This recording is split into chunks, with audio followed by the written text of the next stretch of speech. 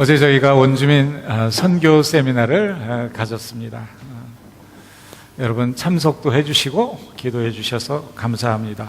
75명이 등록을 해서 함께 세미나를 했는데 참 좋았습니다. 저는 원주민들에게 관심이 많습니다. 그리고 선교에 관심이 많이 있습니다. 우리가 인생을 살다 보면 우리 사람들은 이런저런 것들에 관심을 기울이게 됩니다.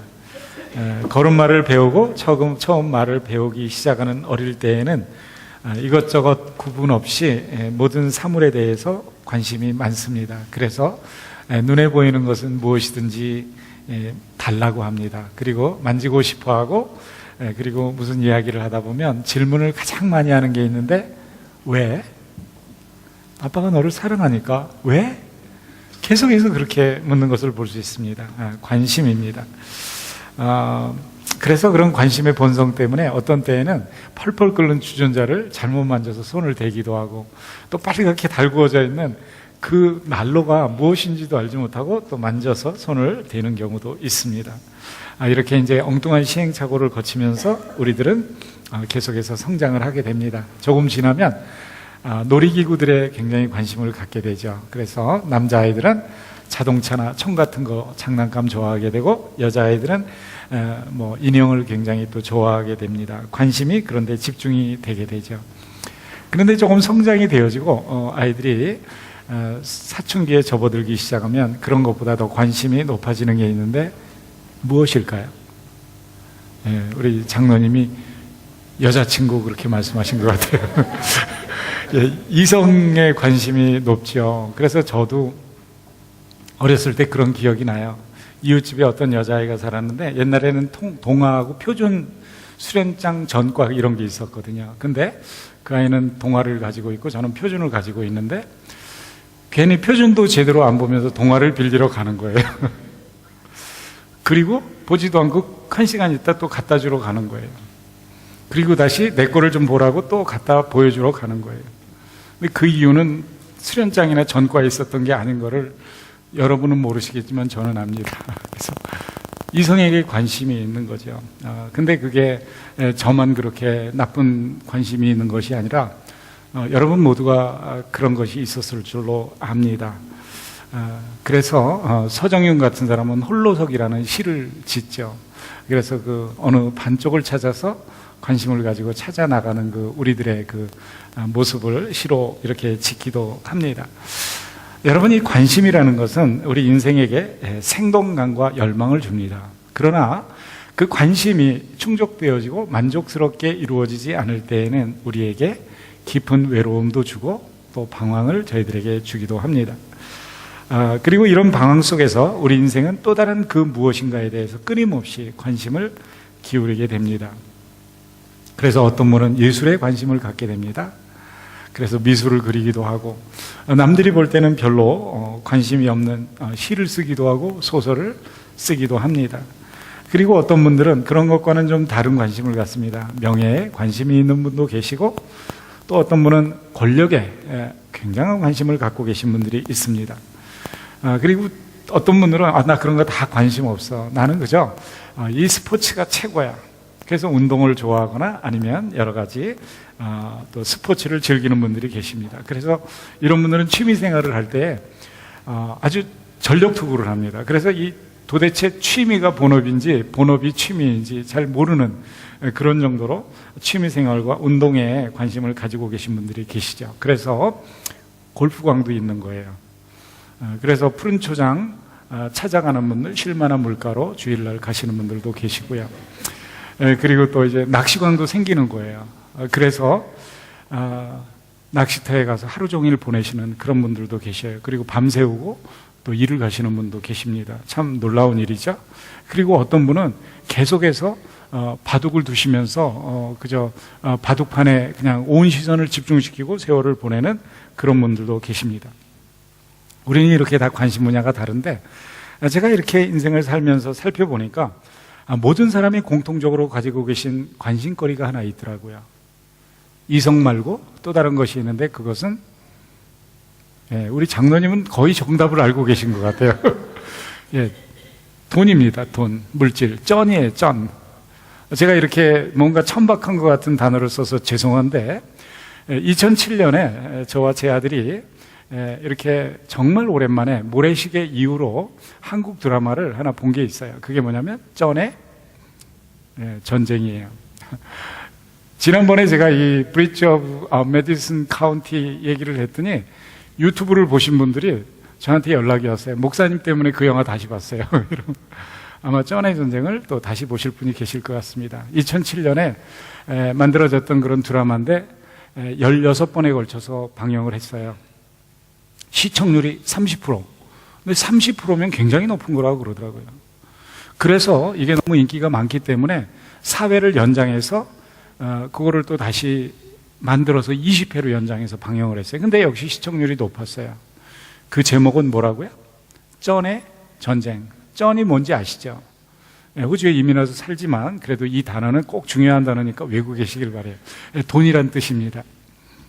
근데 오늘의 말씀의 제목은 쩐의 전쟁이 아니라 쩐과의 전쟁이에요. 쩐의 전쟁은 money's warfare가 되는데 제가 지금 말씀드리고자 하는 것은 warfare against money예요. 쩐과의 전쟁입니다. 자, 여러분, 어떤 사람은 이런 얘기를 하면 돈은 그렇게 인생에서 별로 중요하지 않습니다. 이렇게 말하는 분도 계시고요. 저는 사실 돈에 관심 없어요. 이렇게 말하는 분도 계신 거로 제가 알고 있습니다. 그러나 제가 이제 그분들하고 얘기를 하면서 이렇게 보고 또 내면 세계를 가만히 살펴보면 그거는 그냥 지나가는 말이거나 의젓하게 하는 신사나 숙녀들의 말이지 사실 그 사람들의 속에는 아주 상당한 물질에 대한 욕심들이 있고 관심들이 있는 것을 저희가 발견하게 됩니다. 그리고 거기에는 저나 여러분 중에 그 누구도 예외일 수 없다는 것을 우리는 솔직하게 고백을 하게 됩니다. 다른 말로 말하면 우리 모두에게는 매우 강렬한 어떤 물질을 향한 속물 근성이 있다는 것을 우리는 인정해야 된다는 것입니다. 심지어는 어떤 분을 보면 그분에게 있어서는 인생 자체가 쩐이에요. 돈이에요. 모든 관심이 돈에 집중되어 있습니다. 그래서 그분은 해가 떠도 돈, 달이 떠도 돈입니다. 돈만 인생의 전부입니다. 그래서 돈만 생각합니다. 그리고 돈만 평생도록 헉헉거리면서 따라다닙니다. 근데 문제는 뭐냐면 돈이 가볍게 그 사람을 따돌리고 다른 데로 간다는 데 우리의 인생에 문제가 있는 거죠. 언제든지 그게 문제입니다. 그러면서 아주 멀리 떠나가면서 돈을 보고 우리는 손짓을 하면서 막 따라가는데 돈이 우리를 향해서 손짓을 하는데 빠이빠이 그러고 떠나가는 데가 문제가 있는 거예요. 여러분, 인생의 정상에서 성공적인 삶을 살아가는 사람들이나 또 삶의 어떤 황혼역을 이렇게 경험하는 사람들은 이제 관심사가 조금 바뀝니다. 돈이 있게 되어도 그 돈에 대한 어떤 인식이 바뀌게 됩니다. 다 그런 건 아니에요.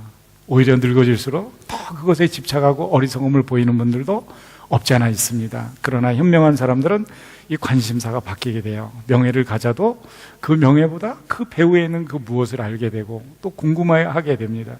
그리고 어떤 사람은 권력을 가졌다가도 그것을 놓으면서 알게 돼요. 어떤 질병이나 아니면 인생의 통찰이나 아니면 삶의 고통들을 겪으면서 경험하게 되는 거예요. 그러면서 이 쥐고 있던 것들이 마치 공기가 빠져나가듯이 나는 꽉 쥐었는데 어느 사이에 내 손에 있던 공기처럼 사라지는 모습들을 바라보면서 우리는 허물을 느낍니다. 외로움을 느끼게 되는 거예요.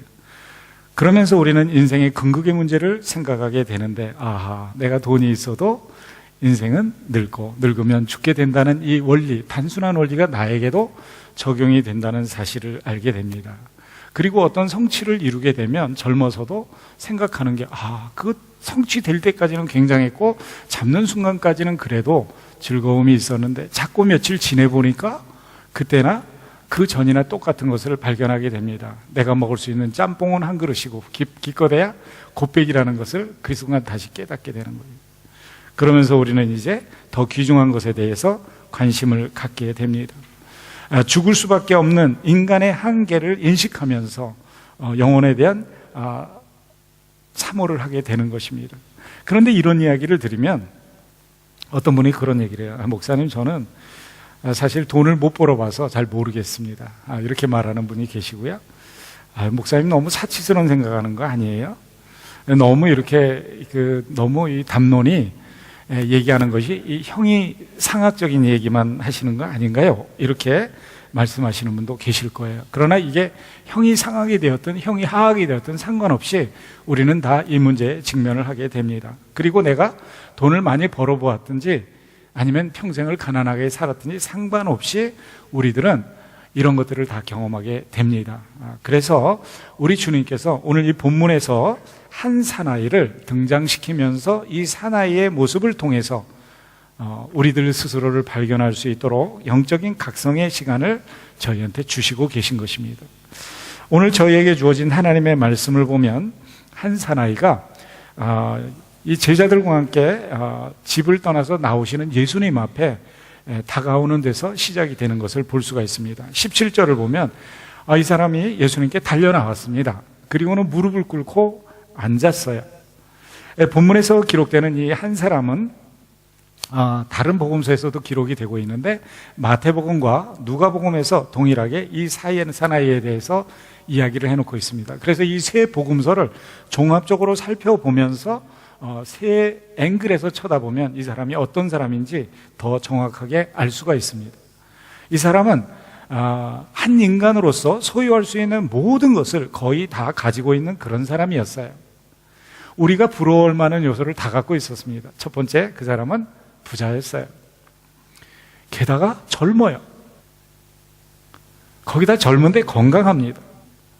그리고 이 사람은 성경 누가복음에 보면 관원이었다 이렇게 얘기를 합니다. 여기서 관원이라는 말은 당시의 회당의 지도자나 유대 국회에 해당하는 산헤드린이라는 공회의 회원이었던 것을 이야기를 하는 거예요.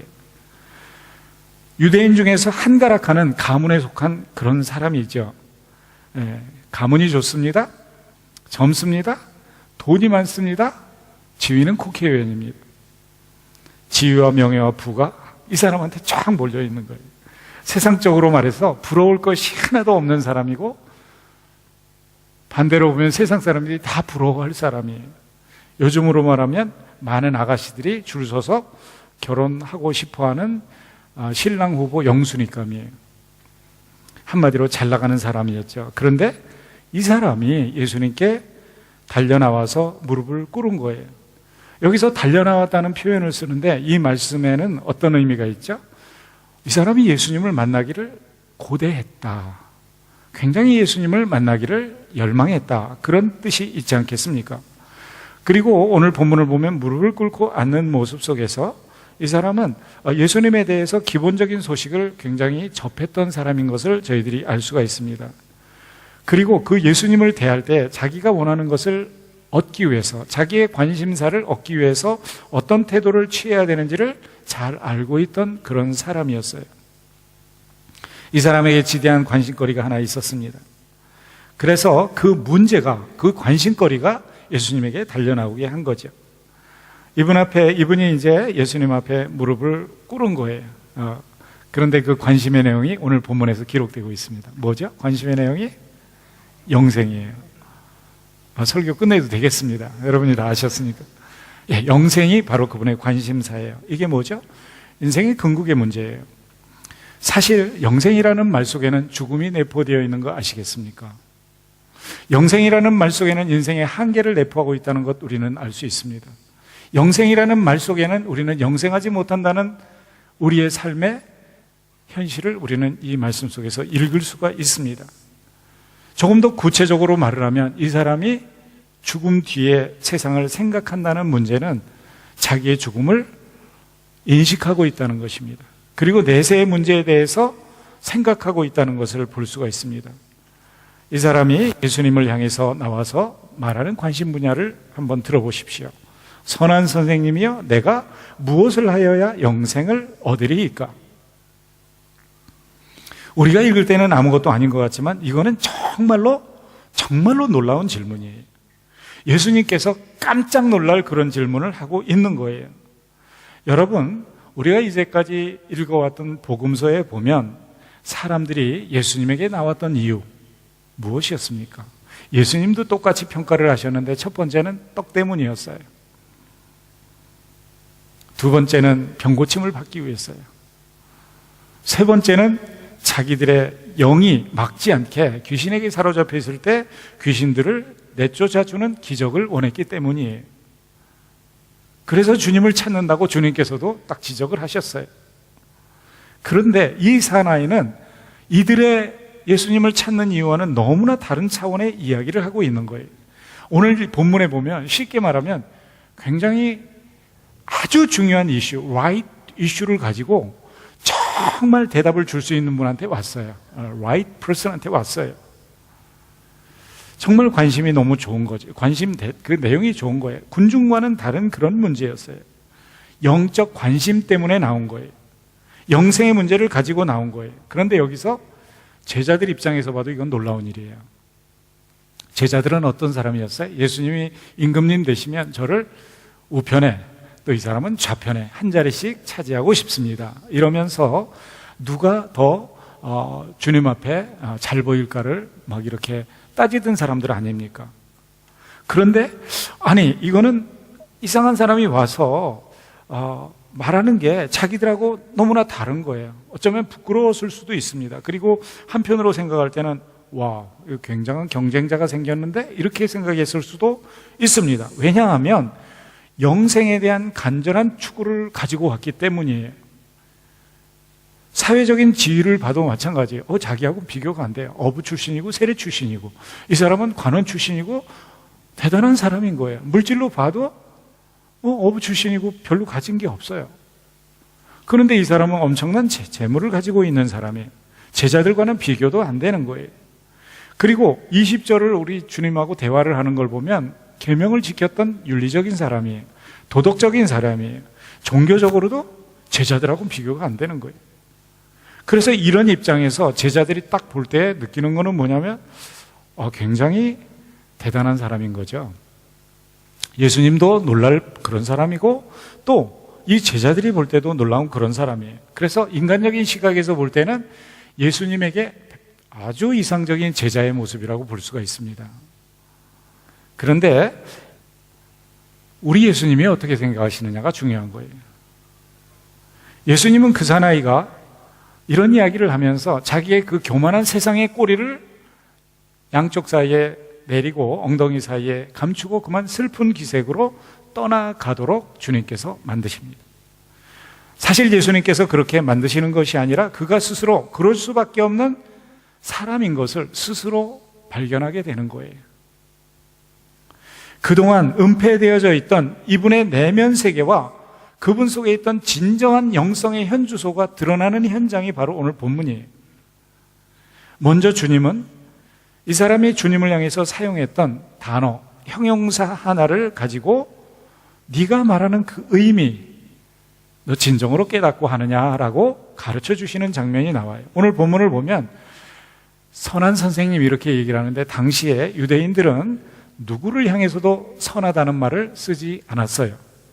왜냐하면 참된 선은 오직 누구에게만 속한 것이기 때문에 하나님에게만 속했기 때문이에요. 그래서 여러분이 시편을 읽다 보면 106편이나 118편 같은 데 보면 첫 번째 절에 시인이 선포하는 게 있어요. 할렐루야 여호와께 감사하라. 그는 선하시며 인자하심이 영원하시도다. 그분만이 완전한 선한 존재이기 때문에 함부로 아무에게나 사용하지 않았어요. 그렇기 때문에 예수님께서 물으시는 거예요. 내가 어찌하여 나를 선하다고 말하느냐. 하나님 한 분 외에는 선한 이가 없으시니라. 지금 주님께서 묻고 계신 것은 내가 선하다고 나를 부를 때 너 그 의미를 알고 부르는 거냐? 나를 참으로 하나님과 동일한 그런 존재로 인정하면서 내가 나를 내 주로 고백하면서 지금 나를 선하다고 부르는 것이냐라는 거예요. 그러면서 주님께서 말씀하시는 게 뭐냐면 너는 거기까지는 간 게 아니야 라고 말씀하시는 거예요. 사실 우리가 주님 앞에 나올 때 나와서 주님을 만나고 예수 믿는 사람이 되는 것도 참 저희들이 하는 일입니다. 그러나 주님 앞에 어떤 자기의 관심사를 가지고 나올 때에 중요한 것은 그분이 누구신지를 알고 나오는 게 중요해요. 그래서 히브리서 기자가 이야기할 때 그분께 나오는 자는 어떻게? 그분이 계신 것과 그를 찾는 이에게 상 주시는 이이심을 믿어야 할지니라. 말씀을 하시는 거죠. 오늘 이 본문에 나타나는 이분이 부른 예수님을 향한 선한 선생님이라는 칭호는 굉장히 외교적인 거예요. 진정하게 자기의 고백이 담겨져 있는 게 아니라 상당히 의도적으로 우리 예수님께 접근하는 정중한 태도에 불과한 거예요. 그런데 이제 우리 주님께서 이것을 기회로 해서 이 청년을 가르치면서 그 속에 있는 근본적인 문제들을 다루고 계신 거예요. 이분의 질문을 다시 한번 주의 있게 살펴보십시오. 그러면 이분의 그 말씀하시는 그 말씀 속에 문제가 발견이 되는 것을 볼 수 있어요. 호칭의 문제 정도가 아니에요. 다른 문제가 심각하게 제기되고 있는 것을 볼 수 있습니다. 여러분, 무엇일까요? 한번 찾아보십시오. 오늘 본문을 보면 선한 선생님이여 내가 무엇을 하여야 영생을 얻으리이까? 여러분은 금방 눈치채셨죠? 첫 번째 문제가 뭐죠? 내가가 문제예요. 내가. 영생은 내가 스스로 쟁취하는 것이 아니에요. 구원과 영생은 나로부터, 내 속에서 from inside 아니에요. 밖에서 하나님으로부터 주어지는 거예요. 선물이에요. from outside예요. inside가 아니에요. 나로부터 시작되는 게 아니에요. 하나님이 주시는 은혜의 선물이에요. 그래서 내가가 아니에요. 이 구원의 주체는 하나님이시고 영생의 주체는 하나님이세요. 그리고 두 번째는 문제가 뭐냐면 무엇을 하여야 하리이까? 영생은 행위로 말미암는 것이 아니라 믿음으로 얻게 되는 거예요. 그래서 바울 사도가 이야기하는 거죠. 너희가 그 은혜를 인하여 믿음으로 말미암아 구원을 얻었나니 이것이 너희에게서 난 것이 아니요 하나님의 선물이라. 행위에서 난 것이 아니니 누구든지 자랑치 못하게 하려 함이니라. 아멘. 이게 구원의 방도예요. 우리는 자주 이 청년처럼 착각에 빠질 때가 있습니다. 내가 무엇을 하여야 영생을 얻을 줄로 생각을 합니다. 여러분, 정기용 목사가 설교에서 구원받는 거 아니라는 거 여러분 아시죠? 저는 믿음으로 그 은혜로 말미암아 구원받습니다. 여러분이 부엌에서 오늘 미역국을 끓여서 우리 성도들을 대접하기 때문에 여러분이 구원받는 게 아니라는 거 아시죠? 여러분도 믿음으로 그 은혜로 말미암아 구원을 받습니다. 내가가 아니에요. 내가가 무엇을 해서가 아니에요. 밖으로부터 주어지는 선물이 구원입니다. 그래서 구원과 영생은 하나님의 선하심 속에서 나오는 은혜라는 거예요. 그리고 바로 그 구원을 베푸시는 좋으신 하나님이 예수님 자신인 것을 이 사람이 알고 나왔느냐라는 거예요. 청년을 향하여 내가 이 사실을 알고 있느냐? 내가 나를 선하다고 부르는 그 참 의미, 알고서 나를 선하다고 부르느냐라는 거예요. 여러분, 이 사실을 알고 예수님을 부르시는 여러분들이 되시기를 축복합니다. 예수님의 선하심 속에서 저와 여러분들의 영생이 있습니다. 그분이 바로 우리의 영생의 해답이에요. 영생 자체예요. 이러한 예수님에 대한 바른 인식 속에서 구원의 주님을 향해서 선한 선생님, 선하신 예수님, 선하신 하나님, 인자하신 하나님, 이렇게 우리가 날마다 고백하는 믿음의 사람들이 되어야 될 줄로 믿습니다. 선하다는 의미의 중요성을 일깨워 주신 주님께서 이어서 어떻게 하면 영생을 얻을지를 말씀을 하십니다. 예수님께서 딱 보는 거죠. 무엇을 하여야 영생을 얻으리까? 라고 행위를 이야기하니까 예수님께서 말씀하시는 게 뭐예요? 계명을 지켜라. 하나님의 구원의 뜻이 10계명에 잘 드러나고 있다고 말씀하시는 거예요. 여러분, 이 10개의 계명 중에서 첫 번째 4개는 하나님과 사람과의 관계를 수직적으로 설명하는 거예요. 5번째부터 10번째까지는 사람과 사람과의 관계를 수평적으로 설명하는 그런 내용이 되겠습니다. 오늘 본문에서 주님께서는 후반부, 즉 이웃사랑에 관한 계명만을 인용하고 있어요. 이것은 예수님의 관심이 이웃과의 관계로 표현이 되어질 때 이 수직적인 관계가 바르게 형성된 것을 이야기를 하는 거예요. 왜냐하면 하나님에 대한 존경이나 사랑이나 감사의 표시는 이웃에 대한 내가 어떤 태도를 갖느냐로 가늠 지어질 수 있기 때문이에요. 왜 그러냐면 우리의 신앙의 고백은 동작 동사이기 때문이에요. 행위이기 때문에 그런 것입니다. 그래서 요한 사도는 그의 서신서 요한일서 3장에서 이런 얘기를 해요. 누가 이 세상 재물을 가지고 형제의 궁핍함을 보고도 도와줄 마음을 닫아버리면 하나님의 사랑이 어떻게 그 사람 속에 있겠느냐. 자녀들아, 우리가 말과 혀로만 하지 말고 오직 행함과 진실함으로 하자. 이게 진짜 믿음이다라는 거예요. 예수님이 계명을 잘 지켜라 말씀을 하십니다. 그러면서 몇 가지를 말씀을 했어요. 그랬더니 이 사람이 20절에 이야기하는 거예요. 선생님, 제가 어렸을 때부터 이것도 다 지켰습니다. 참 멋있는 거죠? 자신 있게 대답을 하는 거예요. 다시 말하면 자기가 모든 것을 했다는 거예요. 행위로 했다는 거예요. 영생을 획득할 만한 행위를 통한 공로가 나한테 있다는 거예요. 자기의 의를 내세우는 거예요. 여러분, 이러한 것은 당시에 전형적인 바리새인들의 태도입니다. 그래서 예를 들면 누가복음 18장에 나오는 바리새인과 또 세리가 한 성전에서 동시에 기도하는 장면을 여러분은 기억하실 겁니다. 그런데 거기에서 바리새인이 뭐라고 기도를 하냐면, 하나님, 나는 다른 사람들, 곧 토색, 불의, 간음하는 자들과 같지 않은 걸 인해서 감사합니다. 그리고 저기 서서 기도하는 저 세리와 같지 않은 것도 제가 감사합니다. 저는 일주일에 2번 금식을 하고요, 게다가 소득의 11조를 정확하게 드립니다. 오늘 본문에 나타나는 청년과 똑같은 대답을 하고 있는 거예요. 오늘 본문 20절이죠. 선생님이요, 내가 어려서부터 다 지켰습니다. 나는 구원받기에 합당한 할 일을 다 했다는 거예요. 그러므로 영생 얻기에 저는 자격이 있습니다. 예수님은 그러한 그 사람을 꾸짖지도 않고 칭찬하지도 않습니다. 새로운 교훈을 주십니다.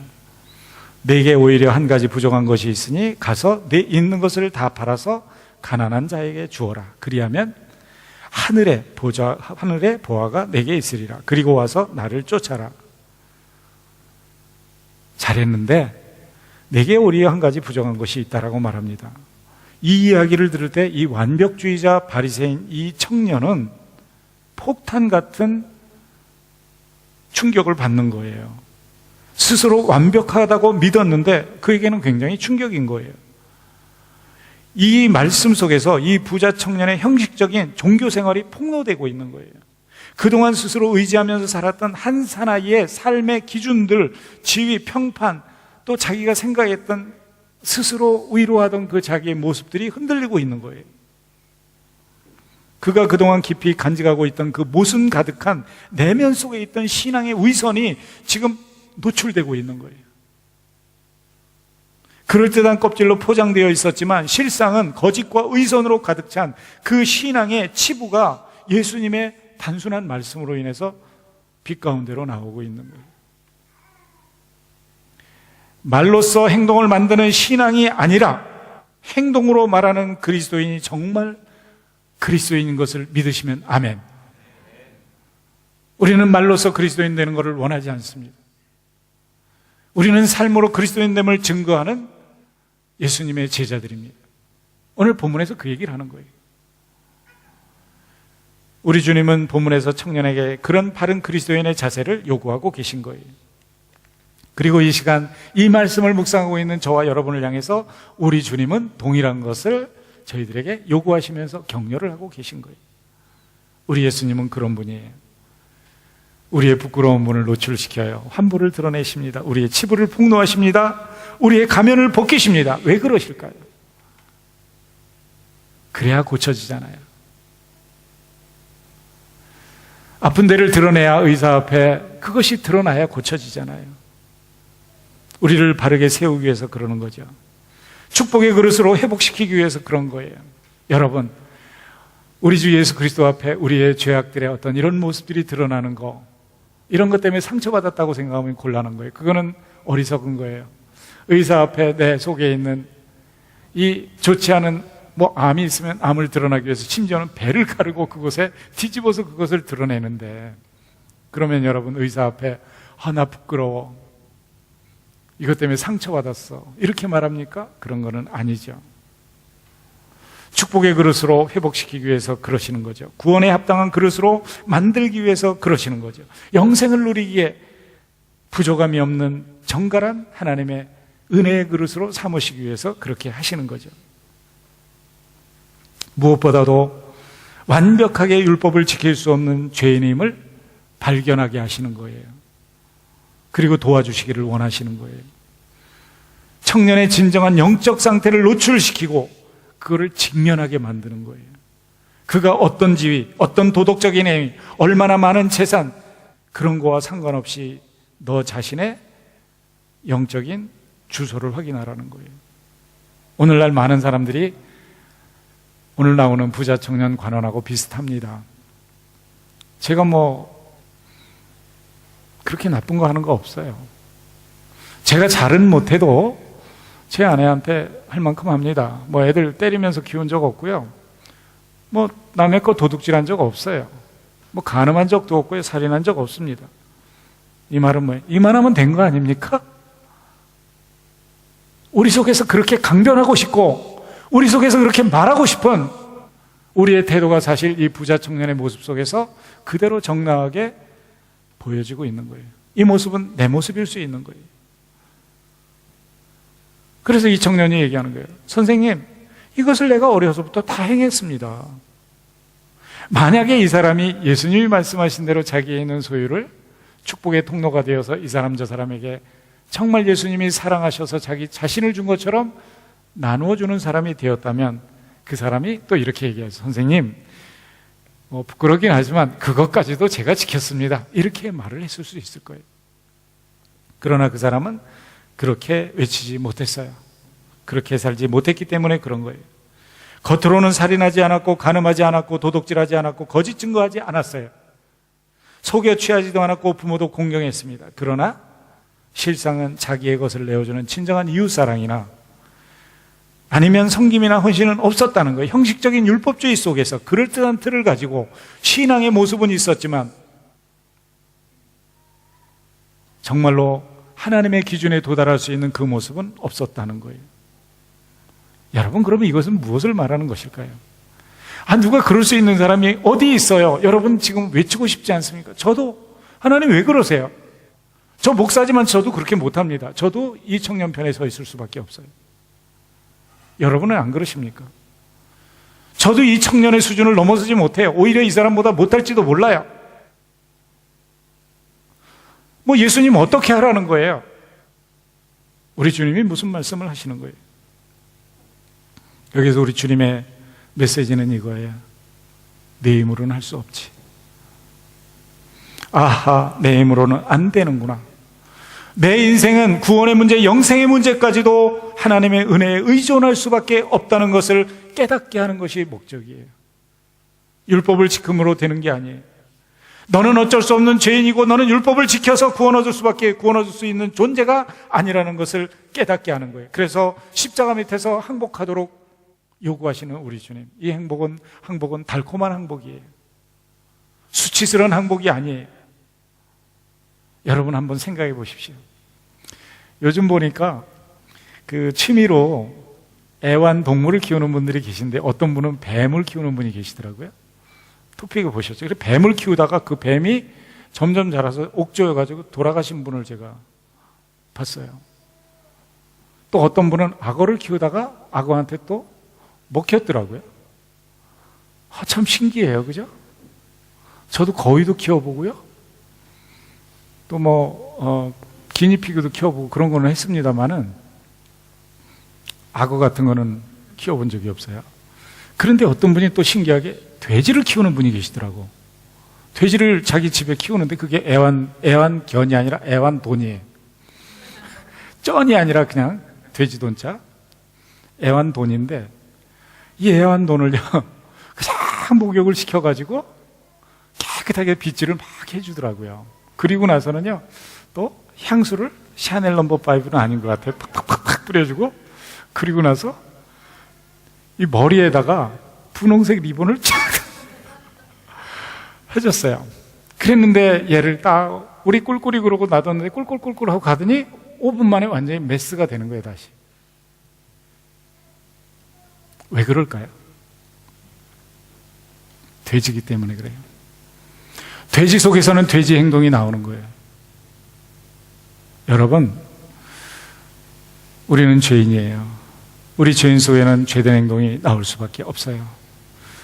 우리는 잠시 목욕을 하는 것처럼, 향수를 뿌리는 것처럼, 리본을 다는 것처럼 그럴듯하게 율법을 지키는 것처럼 행동할 수 있지만, 그러나 우리의 삶이나 행동을 통해서 우리는 구원 얻을 수가 없다는 것을 말씀하시는 거예요. 이렇게 예수님께서 너는 율법 지켜서 그렇게 얻는 게 아니야 라고 말씀하실 때에 이 사람은 슬픈 기색을 띠면서 어떻게 해요? 예수님을 떠나가는 모습을 볼 수가 있어요. 맨 처음에 예수님 앞에 달려나와서 무릎을 꿇고 앉아서 주님을 향해서 내가 무엇을 해야 영생을 얻으리까 자랑스럽게 외쳤던 그의 모습과는 너무 대조되는 모습으로 떠나가는 것을 볼 수가 있습니다. 그런데 그 이유를 이 사람이 재물이 많은 고로, 쩐과의 전쟁에서 졌어요? 이겼어요? 네, 쩐과의 전쟁에서 비참하게 패배하는 모습을 저희한테 보여주고 있습니다. 예수님을 따르는 일과 물질을 소유하는 중에 한 가지를 선택해야 되는데 이 상황 속에서 불행하게도 물질의 선택에 넘어가는 거예요. 여러분들 물질의 선택에 넘어갈 때 없어요? 하다못해 11조, 제가 이제 아침마다 월요일 날이면 헌금 봉투를 가지고 기도를 해요. 11조도 제대로 못하는 사람이 있더라고요. 펜션을 받아도 제대로 못해요. 왜? 펜션은 다 공짜잖아요. 언제 우리가 받을 자격이 있어요?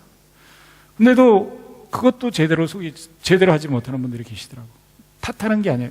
하나님 앞에 서 있는 오늘 부자 청년 같은 우리의 모습을 예를 들어서 말씀드리는 거예요. 오늘날 현대인들의 모습이에요. 오늘날 우리들의 모습이에요. 영생에 관심은 있지만, 천국에 관심은 있지만 나는 이것만은 포기할 수 없다는 그 무엇이 우리 속에 사로잡혀 있는 거예요. 지금 이 순간 여러분 마음을 가득 채우고 있는 것은 무엇입니까? 생각해 보십시오. 영생입니까? 쩐입니까? 한번 보세요. 지옥입니까? 쩐입니까? 천국입니까? 돈입니까? 형제 사랑입니까? 돈입니까? 형제를 버려도 돈 차지하는 사람이 많고요. 부모하고 자녀가 관계를 끊어도 돈을 추구하는 사람이 많더라고요. 쩐과의 전쟁, 여러분의 현실 상황 어떻게 진행되고 있습니까? 논리적으로 생각해 보면 영생을 위해서 우리가 포기하지 못할 것이 무엇이 있습니까? 정말 멋있는 고백이 되겠죠. 무엇이 영생보다 더 중요하겠습니까? 우리가 다 그렇게 말할 수 있겠죠. 그러나 우리의 현실을 보면 우리는 많은 경우 세상의 가장 작은 이익 속에서도 영생을 포기하는 것처럼 살 때가 많고 천국을 포기하는 것처럼 살 때가 많습니다. 그래서 우리 주님께서 여기에서 말씀하시는 게 뭐예요? 너 돈 같은 거 다 버리고 나만 쫓아라, 이 얘기하는 거예요? 그게 아니에요. 네 속에 하나님이 있구나. 네가 나를 하나님이라고 부르지만 네 속에 하나님이 있다는 것을 얘기하는 거예요. 우리 하나님께서는요, 성경 전체를 보면 성도들이 물질 축복을 엄청 받는 것을 좋아하셔요. 그리고 물질 축복을 주시는 게 우리 하나님의 역할이에요. 그리고 그게 우리 하나님이 자녀들에게 주시기를 기뻐하시는 거예요. 그래서 많은 경우 축복을 받아 누리는 것이 성경에 가득하게 기록이 되어져 있고요, 받아 누리되 그것도 정말 넘치도록 풍성히 주시는 하나님을 기록하고 있어요. 그래서 오늘 본문에서 그분이 경계하시는 것은 뭐냐면 물질에 소유당한 그리스도인이 아니라 물질을 진짜 소유하는 그리스도인이 되기를 원하는 거예요. 물질에 소유당하는 사람은 끌려다니는 거예요. 오늘 본문에서 영생 관심은 있었는데 뒤로 하고 다시 그것을 근심하면서 가는 거예요. 이거 두 개 다 갖고 싶은데 하나님은 두 개 다 주실까 안 주실까요? 주셔요. 하나님의 뜻은 주시는 거예요. 성경에 말하는 거예요. 그러나 하나님께서 주시는 방법은 먼저 그의 나라와 의를 구하면 이 모든 것을 주시는 영적인 원리 속에서 주시는 거예요. 근데 우리는 늘 어떻게 하냐면 눈에 보이는 거, 애들이 선물 갖고 아빠는 모른 척, 아빠가 지금 하루 종일 피곤해가지고 일하고 하고, 그리고 애를 기쁘게 하기 위해서 가게에 들려서 장난감을 하나 사왔는데 아빠는 온데간데 없고 장난감 끌어안는 거, 그런데 그 아이가 장난감 보면서 이거 좋아. 근데 난 아빠가 더 좋아. 그러면서 만약 아빠를 끌어안았다면 그 아빠는 아마 뿅 갈 거예요. 근데 애들은 어떻게 해요? 장난감 끌어안고 뒤뚱으면서 아빠는 온데간데 없는 거예요. 우리가 그렇지 않을까 하는 생각을 해보는 거예요. 여러분, 오늘 본문에서 이런 이야기를 하는 거예요. 이웃과의 관계된 계명을 어렸을 때부터 다 지켰다는 이 청년의 말을 듣고 예수님께서 바라보시는 모습을 보십시오. 오늘 본문을 보면 이렇게 기록해요. 예수께서 그를 보시고 어떻게 하셨어요? 사랑하셨어요. 비록 참으로 선한 분이라고 부르면서도 예수님이 누구신지를 바르게 이해하지 못했지만 우리 주님은 그 사람을 사랑했어요. 그 정도 수준에서 질문을 가지고 오는 그 사람을 보면서 얼마나 사랑스러웠겠어요. 그리고 한 걸음 더 나가서 우리 주님이 그를 사랑하는 이유는 왜 그럴까요? 그는 구원받아야 되는 죄인이기 때문에 그런 거예요. 우리 주님이 앞으로 그를 위해서 돌아가실 자기 목숨과 맞바꿔야 될 사랑의 대상, 잃어버린 영혼이기 때문에 그런 거예요. 그래서 우리 주님이 사랑스럽게 바라보시면서 주님께서 그에게 도전하시는 거예요. 무슨 말씀을 하시는 거냐면 나는 내가 쩐과의 전쟁에서 승리하기를 바란다 이거예요. 우리 옆 사람한테 한번 얘기를 해주세요. 쩐과의 전쟁에서 승리합시다. 예, 꼭 그렇게 좀 하시기를 바라요.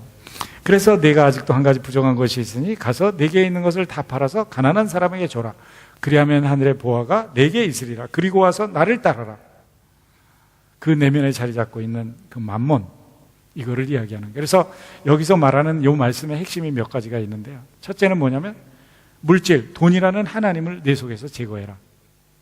두 번째, 이웃사랑이라는 계명을 지키되 겉모습만 갖춘 형식적인 율법주의자가 되지 말아라. 내용을 채워라라고 말씀하시는 거예요. 세 번째, 그런 행위 속에서 쩐과의 전쟁에서 승리를 이루어서 하늘에 보화를 쌓아라라는 거예요. 그러면 그 물질이 하늘의 저 창고에 올라가서 쌓일까요? 그런 것이 아니라 네가 갖고 쓰지만, 네가 소유하고 누리지만 그것에 포로된 자로 살지 말라는 거예요. 그리고 마지막으로 그리고 와서 나를 쫓아라라는 거예요. 하나님께서는 복을 주시면서 소명을 주시는 거예요. 마치 제자들을 향해서 이제는 너희가 나를 따르는데 내가 너희를 세상 물고기가 아닌 사람을 낚는 어부로 만들겠다라고 말씀하시는 것처럼 이제는 네가 돈을 쫓아다니는 물질을 하나님처럼 모시는 그런 존재가 아니라 진정한 하나님 영생의 수요자인 나를 쫓는 자가 되어서 살도록 하시겠다는 말씀을 하시는 거예요. 여러분, 이게 오늘 본문 말씀의 전체 내용입니다. 여러분들의 쩐과의 전쟁은 어떻게 진행이 되고 계십니까? 승리하고 계십니까? 패배하고 계십니까? 본문의 부자 청년처럼 슬픈 기색을 띠고 근심하며 영생이신 예수님을 슬쩍 뒤로 하고 떠나가는 그런 저희는 아닌지 한번 생각해 보시기를 바랍니다. 그리고 이런 우선순위를 멋지게 정함으로 인해서 그분께서 우리에게 궁극의 관심사인 그 영생을 주실 뿐만 아니라, 그래서 그것을 누릴 뿐만 아니라 그 나라 가는 그 순간까지 하나님이 주시는 놀라운 축복들을 마음껏 소유하고 그것을 내가 노예가 되는 것이 아니라 그것을 도구로 해서 거룩한 일들을 행하시는 멋진 분들이 되시기를 예수님의 이름으로 축복합니다. 아멘. 우리